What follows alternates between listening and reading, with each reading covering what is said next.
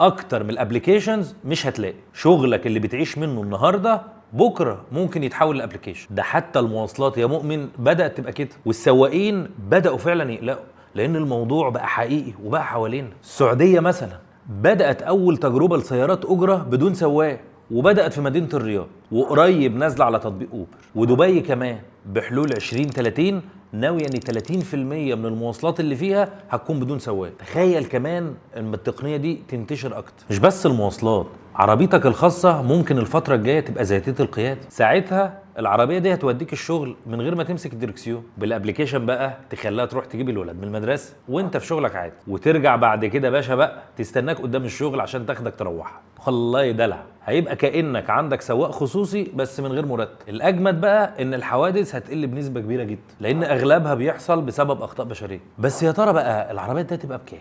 والسواقين الغلابه اللي هيقعدوا في البيت بسببها هيعملوا ايه؟ والاخطر بقى لو العربيات دي اتهكرت وانت قاعد جواها هتعمل ايه؟